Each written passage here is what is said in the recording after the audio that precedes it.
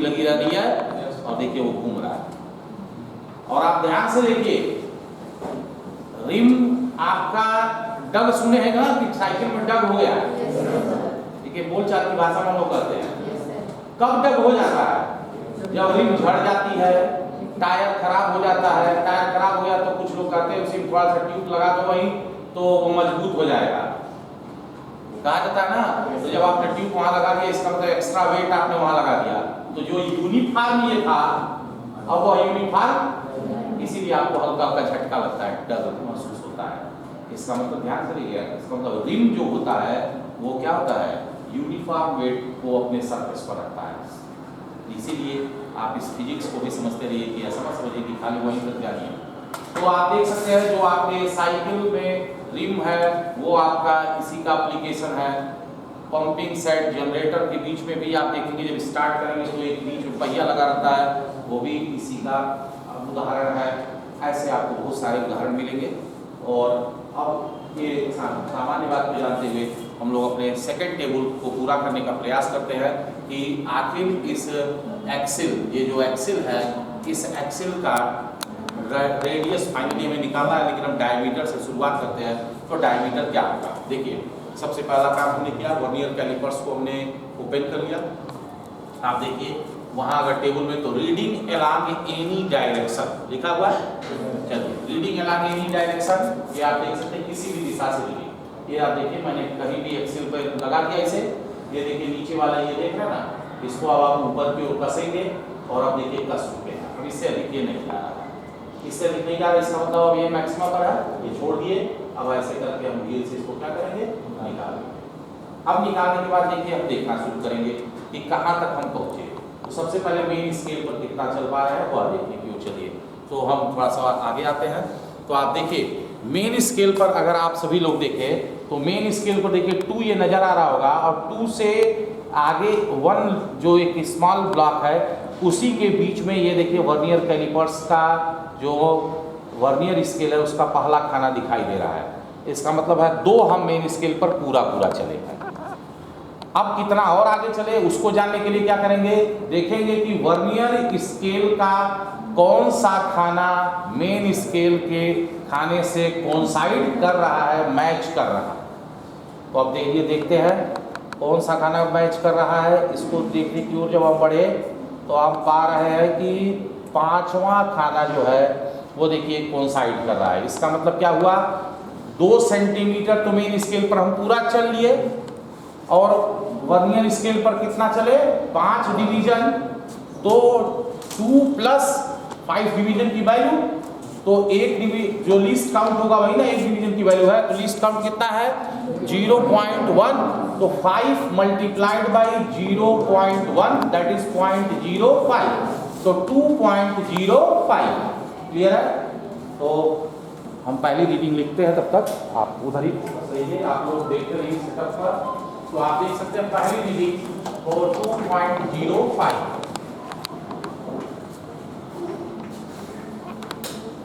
अब चलते हैं और दूसरी रीडिंग को देखते हैं, क्योंकि 3 बार कम से कम हम रीडिंग को लेंगे ताकि कहीं कोई एरर हो तो वो एरर भी हम पकड़ सकें।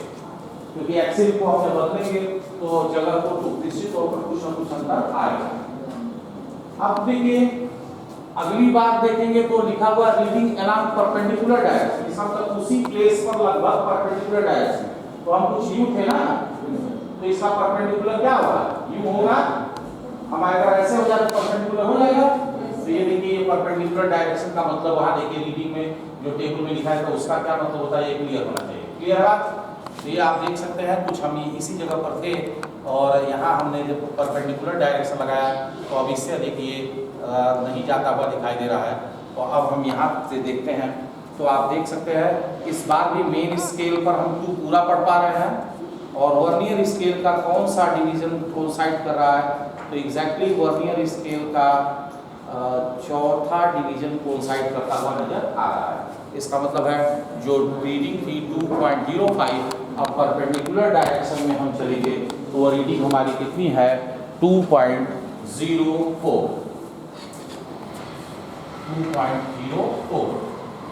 अब चलिए फिर कोई दूसरी जगह लेते हैं और उस दूसरी जगह पर देखने का प्रयास करते हैं कि दोनों डायरेक्शंस में क्या चीजें दिखाई दे रही है। तो देखिए फिर मैंने जगह बदल दिया। अब आप देखिए एक्सेल के हम थोड़ा और करीब चले गए हैं व्हील के, तो हमने यहाँ देखा तो इससे देखा भी ऊपर नहीं जा रहा है, इसका मतलब यहीं पर जो भी होगा हमें पढ़ना होगा। और यहाँ पर जब मैं देख रहा हूँ तो 2 तो पूरा चल चुके हैं, और जो हमारा डिवीजन कोइंसाइड करने की बात है वो कौन सा डिवीजन कोइंसाइड कर रहा है, अगर ये पढ़ा जाए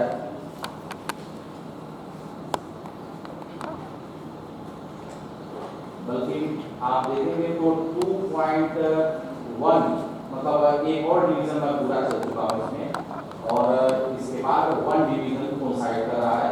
तो इसका मतलब क्या हुआ कि 2.1 हम पूरा चल पा रहे हैं, और 0.1 डिवीजन चले तो 0.01 तो 2.11 याद रखिएगा।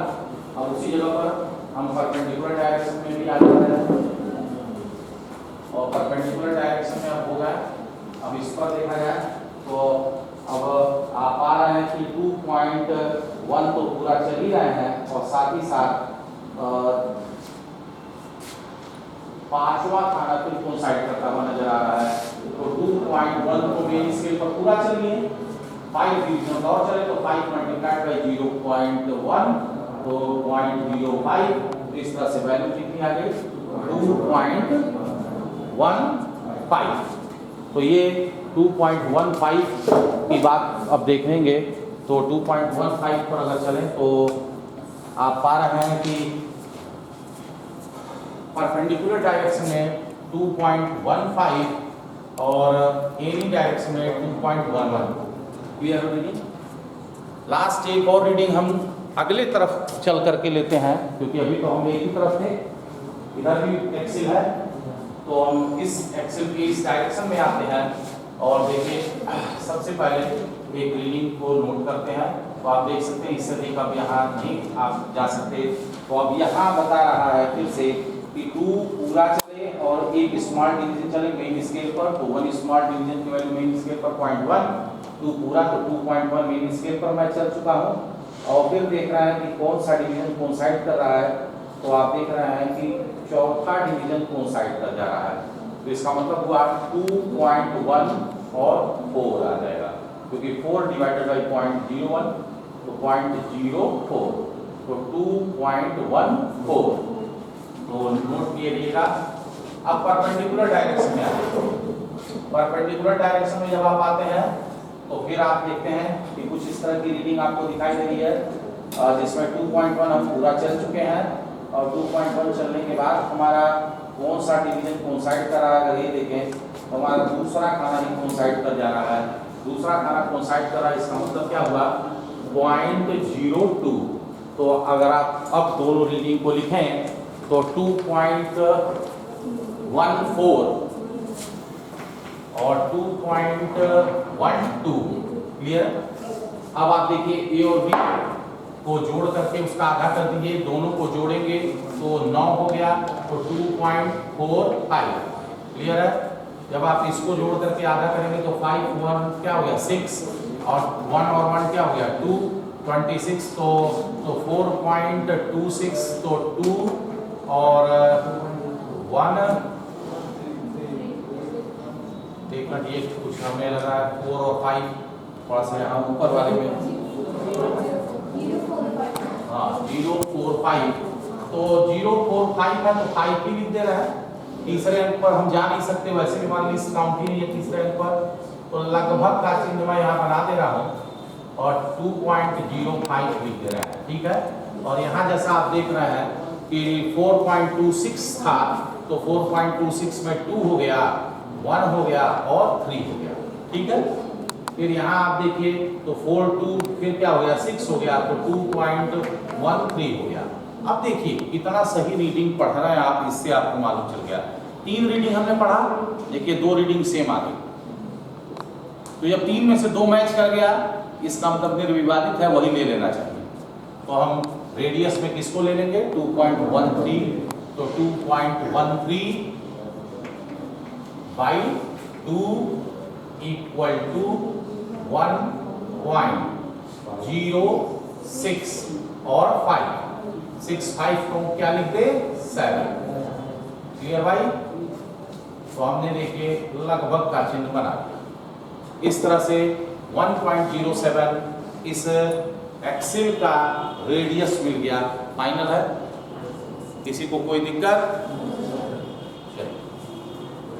अब आगे बढ़ते हैं और टेबल, अगले टेबल की ओर बढ़ते हैं जिसमें आप रोटेशन को अब देखना शुरू करेंगे। ठीक है, तो रोटेशन को देखना शुरू करें तो अब हमारा वर्नियर कैलिपर्स का काम खत्म रहा और स्टॉप वॉच से आगे बढ़ते हैं।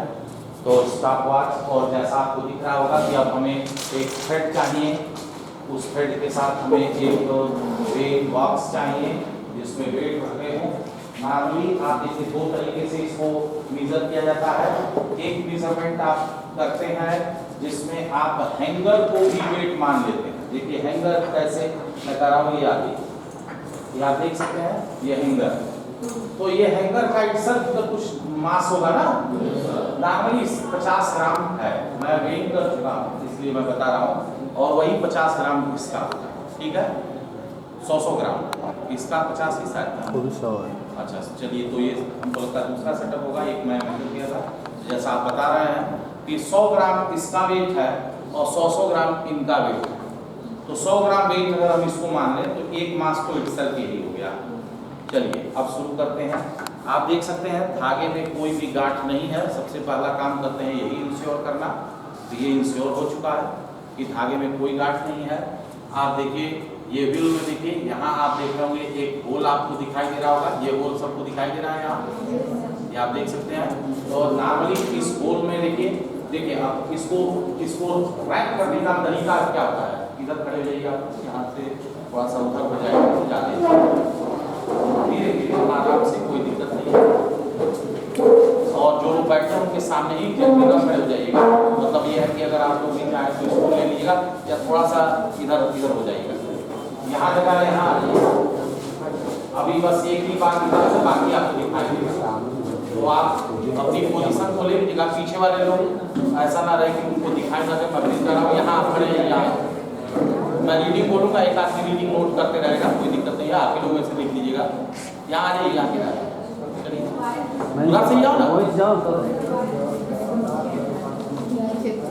चलिए यहाँ आ जाइए, यहाँ पूरा कोई दिक्कत नहीं है। बस हम बोलेंगे, आप रीडिंग भरते जाइएगा, क्या दिक्कत है। तो चलिए अब आप देखते हैं। तो देखिए पहला चीज रैपिंग का तरीका, ये देख रहे हैं आप। सबसे पहले ये चीज देखिए, जब रैप करने की ओर जाएंगे तो हम इस स्क्रू को इधर से नहीं डालेंगे, क्योंकि बहुत सारे होशियार लोग इधर से जब इंसर्ट करेंगे तो ये देखिए, क्लियर है। तो इतना बुद्धि होनी चाहिए कि सबसे पहले हम इसको उल्टी दिशा से डालें, ताकि ये आपकी प्रॉब्लम सॉल्व हो जाए कि देखिए अब मैं छोड़ चुका हूँ लेकिन वो गिर नहीं रहा है। क्लियर बात? तो आप देखिए पहला काम। अब आप देखे होंगे कि मैं वहां दिखाऊं यच, तो देखिए यच क्या है, लेंथ ऑफ थ्रेड रैप्ड, कितना धागा लपेट रहे हैं उसकी लंबाई। तो ये देखिए, मान लीजिए कि हम 5 बार रैपिंग करेंगे, 5 रोटेशन हम करने जा रहे हैं। तो देखिए ये चले हैं, अभी 1 नहीं हुआ, अब 1 हुआ। अब ये 1 आप करके कहो कि इसको कई लोग पढ़ते हैं 1.5, क्योंकि ये तो पूरा गया और आधा और लपेटा हुआ है ना, 1.5। लेकिन वो 1.5 इसलिए नहीं कि जब आप सस्पेंड कराएंगे तो उधर हाफ हो जाता है, तो ये ऐसे ही नहीं है। 1 पूरा हो चुका है और आप देख सकते हैं कि 2 और 3 और 4 और 5। अब ध्यान से देखिए कितना बढ़िया से आप रैप के, देखिए यहाँ मैं दोनों को दिखाने के लिए ही ये रैपिंग आपको दिखा रहा हूँ। ये देख रहा ना, ये लगभग बराबर चल रहा है। जैसे ये धागा टाइट रहे पकड़ के अगर आप करेंगे तो ये ऐसा ही आएगा, अगर धागे को छोड़ देंगे तो ये जरूर दाएं बाएं आएगा। इसलिए धागे को रैपिंग करते समय जरूर हाथ से टाइट रखना चाहिए। ये हो गया आपका। अब आप देख सकते हैं कि कुछ ये आप गिन रहे हो तो आप 5 4 यहाँ दिखाई दे रहा, आधा इधर 5 हो चुका है। अब आप कैसे कितना लपेटेंगे जान पाएंगे। इसके लिए आप क्या करेंगे, धागे पर जहां तक लपेटे हैं वहीं पर पेन से मार्क लगा देंगे ताकि आप उसको फिर से पढ़ सकें। तो पेन दीजिए भाई। तो देखिए अब हमने धागे पर कुछ इस तरह से मार्क लगा दिया। जेल पेन हो तो किसी के पास हो देता हूँ, ये थोड़ा चलने में दिक्कत करेगा, हालांकि इंडिकेशन तो हो गया है। तो अब आप देखिए मैंने यहाँ मार्क लगा दिया, ठीक, और ये ब्लू कलर से निशान बना दिया गया। जब भी आप धागे को देखेंगे तो आपको मालूम चल जाएगा कि आपका धागा यहाँ तक लपेटा गया था। क्लियर है? अब ये ब्लू से निशान बन गया।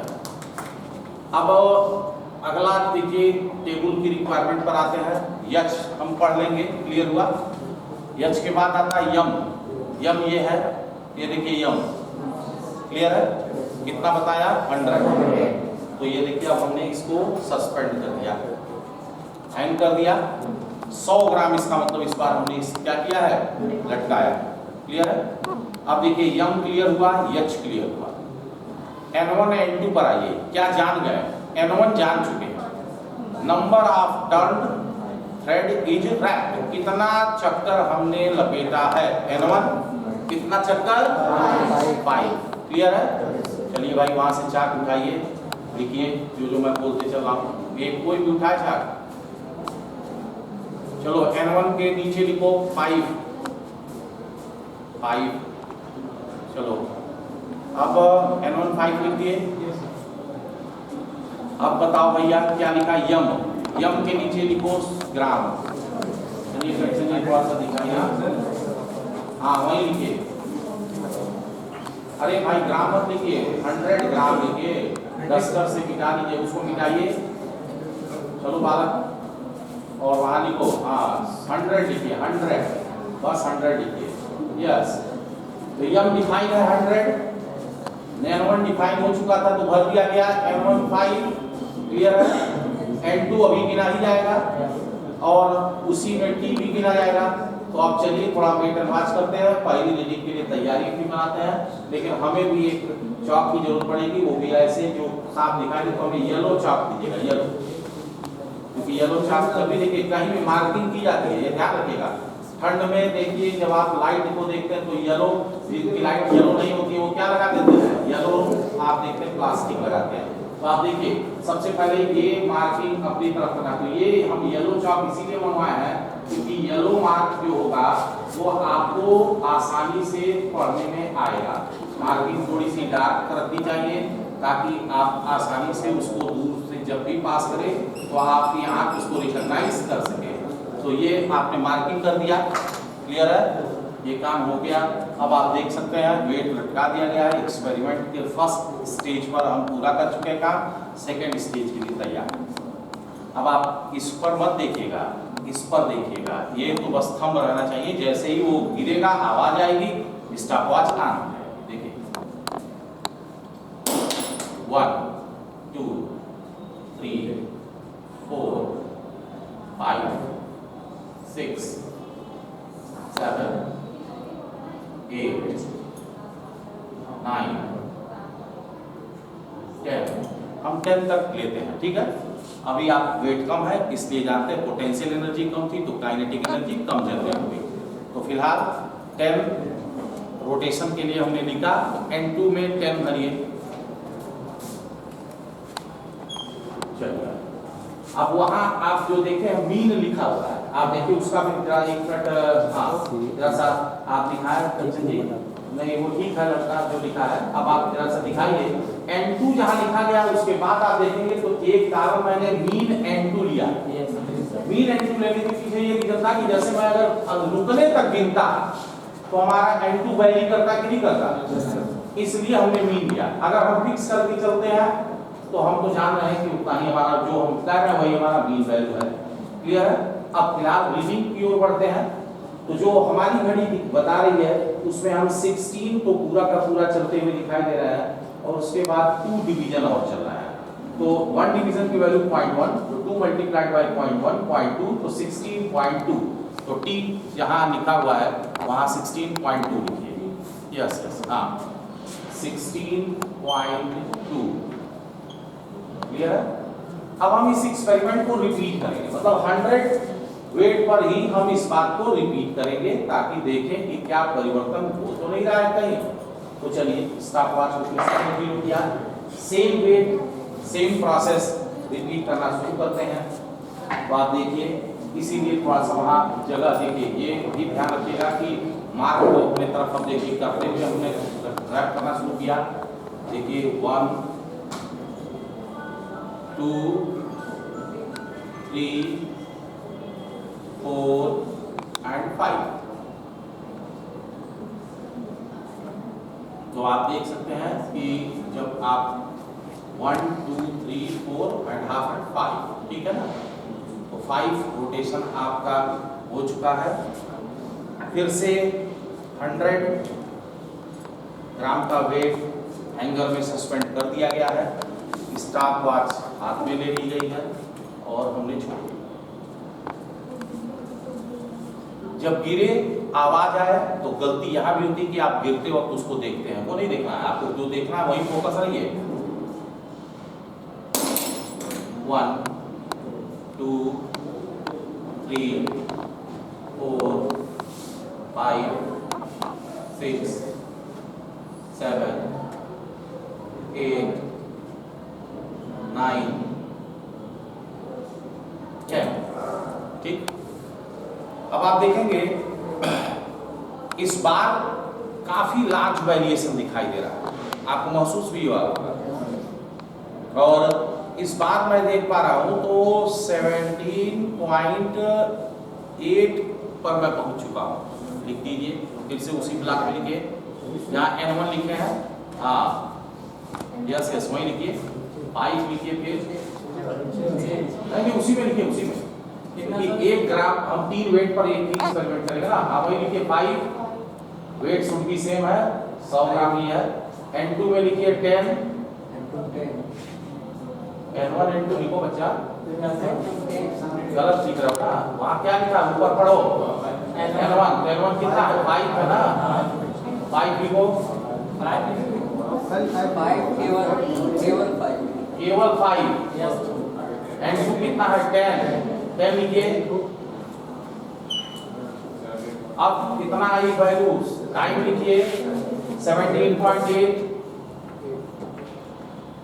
होता है। देखने से इसीलिए कहा जाता है ना, आओ करके देखें, तो आज देखने में कोई चीज बहुत आसान नजर आती है। तो चलिए फिर से, इसका मतलब है एक लार्ज वेरिएशन ये बता रहा है कि कहीं ना कहीं एक्सपेरिमेंट को रिपीट करने में कुछ दिक्कत आई है, ऐसा एक लग रहा है। चलिए फिर से रिपीट करते हैं। Same wait